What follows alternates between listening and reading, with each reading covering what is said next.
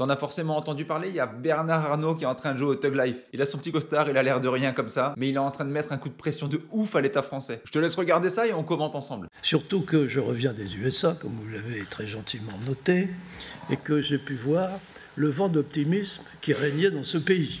Bon, à moins que t'aies pris la navette spatiale de Musk et que t'aies été sur Mars pendant les 3 derniers mois, je pense que tu t'es rendu compte qu'il y a eu un petit peu de changement au niveau de la direction des États-Unis. Donc Trump est arrivé, dans les 2 premiers jours, il a tout changé, 50 amendements d'un seul coup, un truc que tu pourrais pas voir en France. Et le mec, il a décidé un truc, c'est de remettre en place l'American Way of Life, l'American Dream. Donc ça, on l'avait étudié à l'école, c'était en 4e en fait, c'était simple, c'était l'idée de dire que si tu vas aux États-Unis, que t'es un bosseur et que tu en veux réellement, eh bien tu pourrais y trouver ta prospérité. Donc là, forcément, t'as toutes les feignasses qui sont en PLS, tous ceux qui veulent des aides pour avancer, tous ceux qui ne comptent que sur le système pour prospérer dans ce monde. Et le mec, il est en train de dire, foutez-moi tout ça dehors, mettez-vous au boulot, et en contrepartie, je baisse les impôts et je fais en sorte que vous puissiez vous enrichir. Et donc, Bernard Arnault, il a été voir un petit peu ce gars-là. Et voilà ce qu'il en dit. Quand on revient en France, après avoir passé quelques jours aux USA, c'est un peu la douche froide, je dois dire. Bon, forcément, tu reviens des États-Unis où là, il y a un mec, il est déter de fou. Il revient en France et il voit tous ces clochards qui font des grèves, les rues qui sont saccagées, des mecs, des toxicos partout. Tout au nord de la capitale, Porte de la Chapelle, un terrain vague devenu depuis une quinzaine d'années le repère de centaines de toxicomanes. C'est dégueulasse. Un déjeuner sur l'herbe, face à la tour Eiffel, les touristes en raffolent. Mais ils ne sont pas les seuls à se régaler.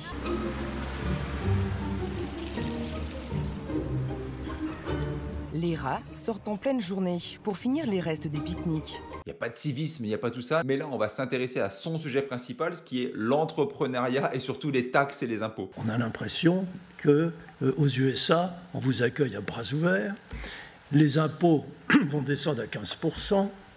Les ateliers qu'on peut construire aux USA sont subventionnés dans toute une série d'États. Et le président américain encourage ça. Alors là, quand tu es un entrepreneur et que tu entends tout ça, tu dis « Oh, le Messie est là !» T'imagines, tu crées une entreprise, on te baisse les impôts, on t'aide à t'installer, on fait en sorte que tu puisses te développer. Là, je m'adresse à ceux qui sont derrière et qui ont essayé de créer une entreprise ou qui en ont créé une. Est-ce que la France est un bon pays pour créer une entreprise? J'entends par là que si tu étais un enfant du monde, je veux dire que, imaginons qu'au moment de naître, tu aurais une conscience et qu'on te dirait « Voilà, tu as le choix dans tous les pays du monde, où est-ce que tu veux grandir ?» Mais tu aurais une conscience d'un mec de, imaginons, une trentaine d'années. Tu sais ce que tu veux faire, tu sais comment tu veux te développer. Mais tu vois, si tu es entrepreneur, par exemple, aujourd'hui, ou si tu veux le devenir, est-ce que tu te dis « Je veux être en France et je veux créer mon entreprise en France ?» Si tu avais le choix d'habiter quelque part aujourd'hui, que tu n'aies jamais habité quelque part, est-ce que tu choisis vraiment la France? Je pense qu'à 99%, la réponse, c'est non. Je me suis amusé à faire un petit calcul de ce que ça coûte d'ouvrir une entreprise en France et surtout combien il te reste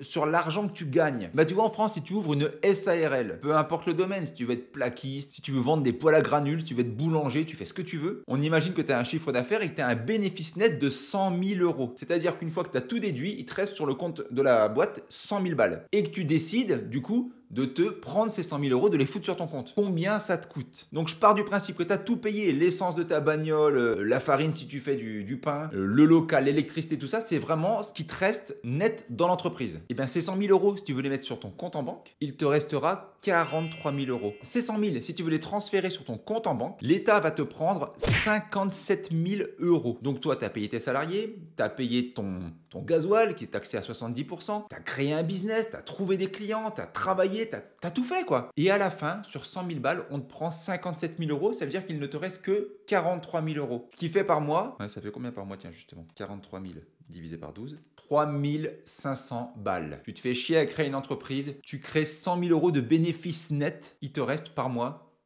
3 500 balles. Ça fait franchement pas rêver. Si tu créais le même type d'entreprise aux États-Unis avec le même bénéfice, il te resterait dans la poche 67 000 $. 50% de plus qu'en France. Bon, je mets ça là, après t'en fais ce que tu veux. Le marché se développe très vite. Il n'y a qu'à prendre la nouvelle boutique que Pietro a ouverte à New York, qui est un succès incroyable. Hein, franchement, il y a des queues de 100 mètres de long. Enfin, c'est vraiment assez exceptionnel. Et pourtant, c'est très, très élitiste. Donc, quand on vient en France et qu'on voit qu'on s'apprête à augmenter les impôts de 40% sur les entreprises qui fabriquent en France, c'est quand même à peine croyable. Hein. Donc, on va taxer le Made in France. Pour refroidir les énergies, on fait difficilement mieux. Si toi, tu étais au sommet de l'État et que tu voulais faire en sorte que les entreprises françaises restent en France et qu'elles se développent, surtout par rapport à la concurrence internationale, est-ce que tu ferais en sorte d'augmenter les impôts ou de les baisser? Alors, bien évidemment, là, je parle à des gens normaux. Si tu es derrière cet écran avec un mental complètement déglingo, qui tendrait à dire que oui, mais il faut que les riches payent davantage, ben j'ai tendance à dire retourne faire la queue à la CAF. Parce que manifestement, c'est tout ce que tu sais faire. Et j'en entends déjà qui vont dire oui, mais nos hôpitaux en France, tu te rends pas compte la chance que tu as d'avoir ce genre d'hôpitaux? Qu'est-ce que je m'en bats les couilles? T'as déjà été à l'hôpital ces derniers temps? T'attends combien de temps à l'hôpital sérieux avant qu'on te prenne en charge? Pour un majeur pris dans une machine, 4 heures d'attente. Pour un pouce tranché en cuisine, c'est 5 heures. C'est justement ce qui est arrivé à la sexagénaire décédée samedi dernier. Son cas n'avait pas été jugé grave et elle a été placée en salle d'attente au lieu d'être traitée. En 25 ans, le nombre de services d'urgence en France est passé de 3000 à 690, alors que le nombre de consultations, lui, a doublé, passant de 9 à 18 millions. C'est comme la sécurité sociale. Ça marche tellement bien qu'il n'y a aucun autre pays du monde qui nous a copié. Personne. Et puis avec un bilan de la commission des comptes de la sécurité sociale. Il faut dire que la situation n'est guère brillante. On attendait un excédent de 4 milliards de francs. On arrive en fin de compte à un déficit de 2,4 milliards pour la sécurité sociale. On va parler de la Cour des comptes, c'est rarement de bonnes nouvelles. On parle du trou de la Sécu, le déficit de la Sécu, 14,7 milliards d'euros, c'est 1 milliard de plus que prévu. Le déficit de la sécurité sociale dépassera en 2024 de près de 8 milliards d'euros, le niveau qui avait été voté en loi de financement de sécurité sociale initiale. Et en 2025, le déficit de la sécurité sociale serait de 28 milliards d'euros. Ce qui crée de la richesse en France, c'est pas les aides. C'est les mecs qui s'amusent à créer des boîtes pour filer de l'emploi à d'autres, qui ne veulent pas eux créer de l'emploi, ce que je peux comprendre. Mais un mec comme Bernard Arnault, sérieux le mec, moi je le comprends. À des niveaux d'impôts qu'ils ont les mecs, je le comprends. Il a fait la comparaison Amérique-France. Il dit là-bas on me tend les bras, on m'accueille à bras ouverts, on me baisse l'impôt sur les sociétés à 15%. Ici on va me le remonter de 40%. Et je m'en fous qu'il soit super riche. D'ailleurs c'est je crois que c'est le deuxième plus riche du monde. Mais bravo si c'est un Français, je suis super content. Mais c'est pas en France qu'il l'a créé sa richesse. Je crois que le chiffre d'affaires en France c'est que 7%. Donc 93% de son chiffre d'affaires il est fait à l'étranger. L'empreinte fiscale d'LVMH est nettement supérieure à son empreinte économique sur le sol français, c'est-à-dire qu'il paye beaucoup plus d'impôts qu'il ne réalise de business. Et c'est parmi, voire certaines années, le tout premier contributeur à l'impôt sur les sociétés. Et moi la question que je me pose c'est que les gens qui travaillent dans son entreprise, de quelle manière ils travaillent en fait? Quelles conditions ils ont en fait? Salaire minimum 2375 euros, plus une prime de 9000 euros à l'année, ce qui fait 3000 euros par personne. 3 000 euros pour la personne qui gagne le moins. En moyenne, on est à autour de 50 000 euros de revenus dans le groupe LVMH. Et le plus petit des salaires, c'est pour une vendeuse. T'as pas besoin de faire des études de ouf pour être vendeuse, tu vois. Donc, il permet à des gens qui n'ont pas forcément le niveau scolaire pour aller plus haut, de gagner quand même des salaires qui sont ultra convenables. De quoi on se plaint, en fait? Pour pousser à la délocalisation, c'est idéal. Alors, je ne sais pas si c'est vraiment l'objectif du gouvernement, mais en tout cas, il va l'atteindre. C'est ce que je dis, s'il arrive au bout de ses plans. Ça, c'est inévitable, alors qu'il y a d'autres solutions. On leur a proposé d'autres solutions. Là, il est en train de mettre un coup de pression de ouf au gouvernement. Il est en train de dire, les gars, moi j'ai une grosse entreprise. Si vous me cassez les bonbons, en fait, je me casse. Parce qu'on est dans un marché mondialisé et qu'il y a de la concurrence. Et les impôts, dans l'absolu, ça peut être bien. Mais quand tu vois comment ils sont utilisés en France, sérieux, tu te sens en sécurité en France, franchement? Tu laisses ta fille sortir le soir à 23h en te disant qu'il va rien lui arriver? T'as confiance quand tu vas dans un hôpital? T'as vu l'état des salles de sport en France? T'as vu l'état des classes d'école? On dirait des prisons à peine modernisées. Là, ce qui est hyper intéressant, c'est l'infraverbal. Tous les gestes que lui fait, qui sont d'ailleurs inconscients et qui nous montrent un petit peu ce qu'il a dans la tête, Bernard Arnault.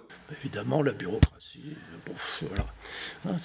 Pour ça, faudrait faire comme aux États-Unis, nommer quelqu'un pour se lâcher un peu la bureaucratie. Mais dès qu'on essaye de faire ça, bon, là... Est-ce que tu as remarqué un petit peu la tête qu'il avait quand il a dit qu'il faudrait se lâcher la bureaucratie? Donc là, tu vois le mec, il a la tête basse et le cou rentré dans les épaules, tu vois. Il n'est pas en train de se soumettre en fait. Il est en train de se préparer un petit peu comme un bélier, tu vois, à défoncer le mec qui est en face avec le haut de son crâne. En fait, il est en train de dire, mon gars, ce qu'il faudrait, c'est exploser complètement ce putain de système de merde. Donc le mec, il se baisse comme ça, les yeux francs qui regardent bien en face et surtout extrêmement ouverts, tu vois.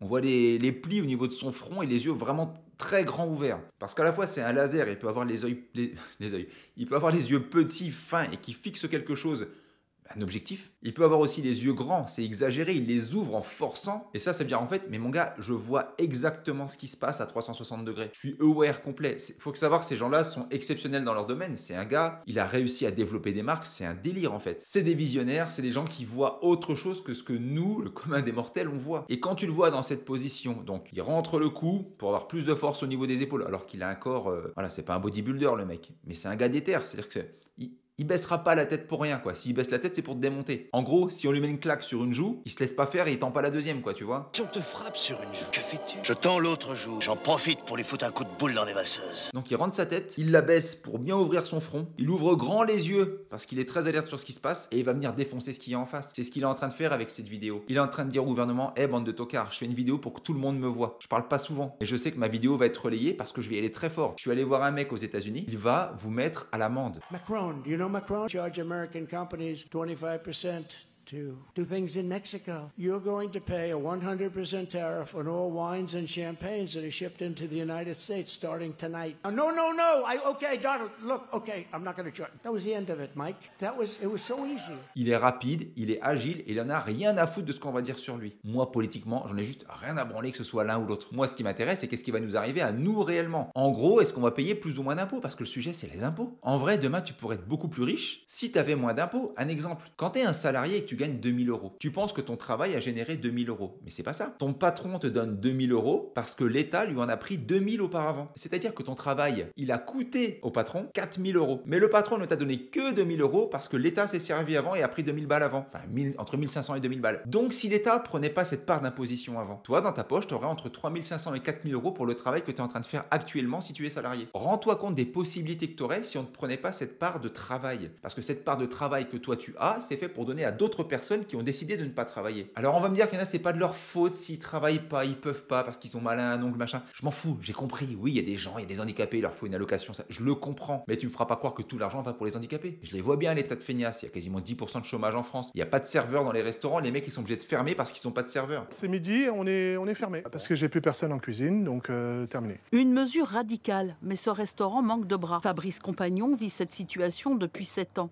Ce restaurateur cherche, mais sans succès. J'avais un rendez-vous, un type de 57 ans qui n'est pas venu. Là, j'ai une dame qui me semblait très bien, qui a commencé hier soir. Bon, finalement, elle m'envoie un SMS et elle me dit non, finalement, je me sens pas capable. Sur mes chantiers, tous les mecs qui viennent bosser me disent on recherche du personnel et pas du personnel qualifié. Et ils leur apprennent le boulot gratuitement. Les mecs ne veulent pas bosser aujourd'hui et ils touchent des allocations. Tout à fait personnellement, j'en peux plus de ce système. Et c'est pour ça que des mecs comme Bernard Arnault, ils ont tout compris, ils font en sorte de baisser au maximum leur imposition. C'est pas que pour s'en foutre plein les poches. Bien évidemment qu'il est riche le mec, tant mieux pour lui. Mais d'ailleurs sa richesse, c'est pas ce qu'il a dans la poche, c'est la valorisation de ses entreprises. Il faudrait qu'il vende ses entreprises pour avoir l'argent associé. C'est pas ce qu'il y a sur son compte en banque, faut arrêter d'être débile aussi. C'est la valorisation de l'outil de travail qui permet de créer énormément d'emplois de qualité et bien payés, avec des bonnes conditions de travail. Et de toute façon, je vais te le dire, pour t'en sortir dans ce monde entier, et c'est comme ça qu'on fait tous les riches pour devenir aussi riches, il faut faire en sorte de diminuer l'impôt. En fait, si c'est dans la loi, tu dois pouvoir faire en sorte de payer le moins d'impôts possible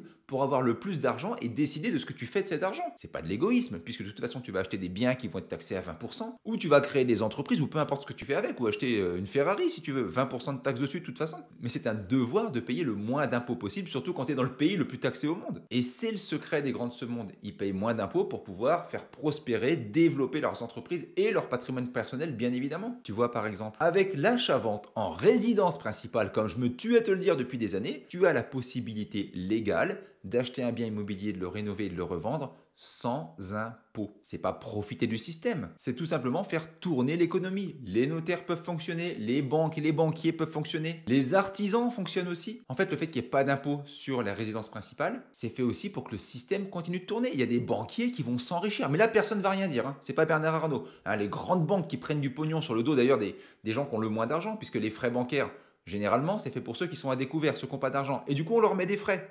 Mais pareil pour les impôts.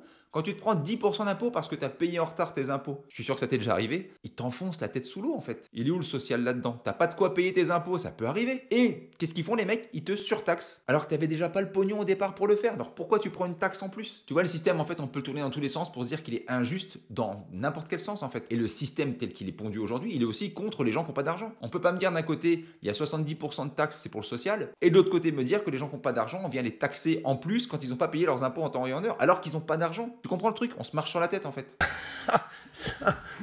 Bon, là, on est poursuivi, c'est impossible. Bon, le mec, il est mort de rire à la fin, il sait pourquoi. C'est lui qui a toutes les cartes en main. Le système, qu'est-ce que tu veux qu'il fasse? S'il veut se barrer aux États-Unis, il se barre aux États-Unis, il monte une boîte là-bas et il dit fuck à tout le monde en fait. Et tous ces gens qui voulaient reprendre encore plus d'impôts qu'ils n'en payent, parce que le mec, il paye des impôts de ouf, et ben au final, ils se retrouveront avec des boîtes comme ça qui se barrent à l'étranger et que des assistés en France qu'il faudra payer, je sais pas avec quel argent, mais il faudra les payer avec de l'argent qu'on va prendre encore plus dans les poches de gens qui peuvent pas partir mais qui contribuent quand même à faire se développer ce pays. Le rêve américain, c'est tu bosses, tu crées une entreprise, tu te donnes à fond et tu peux récolter les fruits de ton travail. Le rêve européen aujourd'hui, c'est quoi? Tu bosses, tu commences à faire un peu de pognon, tu le prends vite et tu te barres ailleurs. Qatar, Émirats, États-Unis, peu importe. Parce qu'on te met la pression fiscalement de fou depuis trop longtemps. Ceux qui me disent que c'est pas vrai n'ont pas créé une société en France. J'en ai créé plusieurs, je connais très bien la pression fiscale qu'on a. Si tu es un employé ou si tu es un ouvrier, regarde sur ta fiche de paye et rends-toi compte de ce que paye le patron pour te donner un salaire. Moi, ça me rendait dingue quand je le voyais. Si tu veux te développer en France, en tout cas commencer à te développer en France, il va falloir faire en sorte que ton travail soit rémunérateur à fond. Et pour ça, il faut éviter l'impôt. Légalement, bien évidemment. Mais si tu as une niche qui te permet de ne pas payer d'impôt du tout sur quelque chose, pourquoi tu l'utiliserais pas? Regarde autour de toi les gens qui ont réussi, ils ont tous optimisé leur fiscalité. Et c'est pas un gros mot l'optimisation. Ça veut simplement dire que tu avais le droit de baisser tes impôts et que tu as utilisé ce droit. Ce qui est interdit, c'est de dissimuler des choses, ce qu'il ne faut pas faire. Mais tu as des possibilités de payer beaucoup moins d'impôts parce que c'est un impôt qui se barre en fait. Tu sais pas où il va. Et des fois, ce pognon, il va dans des trucs absurdes, comme par exemple le mec qui s'est payé une chaise à 40 000 € à l'Assemblée nationale. Gérard Larcher a suscité la polémique. Le Sénat a commandé pour lui 2 fauteuils à 40 000 € selon le Canard enchaîné. Il a démenti le chiffre, GG. Il a dit non, c'est pas vrai, c'est 34 000 €. Ah ouais, ça n'a rien à Hors voir. taxe. Donc 40 000 en fait. Tu voulais toi payer la chaise à 40 000 balles pour que le mec il pose son gros cul dégueulasse dessus? Franchement, là si on fait un référendum, on demande aux gens est-ce qu'on achète une chaise à 40 000 balles pour le gros port? Bah je pense que les gens ils disent non, j'ai pas envie. Mais une grande partie de ton pognon pour les impôts, ça part là-dedans. La différence entre un mec comme Bernard Arnault et nous, c'est que lui il a un gros moyen de pression, il a toutes les cartes en jeu. Nous on a moins de cartes, mais il y a des règles aussi qu'on peut utiliser qui sont bonnes pour nous. Il faut les utiliser, c'est un devoir. Si t'es une grosse feignasse, éclate-toi, insulte-moi en commentaire s'il te plaît. Et dis-moi que je suis un méchant créateur d'entreprise. Si t'as eu une expérience douloureuse, négative sur le sujet de l'entrepreneuriat par exemple ou sur les impôts tout court, c'est pareil, donne-nous ton avis, juste qu'on partage avec toi le truc. Si tu trouves que le système en France il est bien fait, que tu as par exemple créé une entreprise et tu dis putain c'est génial, j'ai créé une entreprise, tout va bien, je suis content de payer tous les impôts que je dois payer, ça se passe à merveille, mes employés c'est nickel, j'ai pas de problème de trésorerie, j'ai rien du tout, c'est magnifique et c'est vraiment une balade en bateau sur un petit ruisseau tranquille. Marque-le en commentaire, moi je pense qu'on n'a pas besoin d'eux pour utiliser notre argent. Et toi, t'en penses quoi ?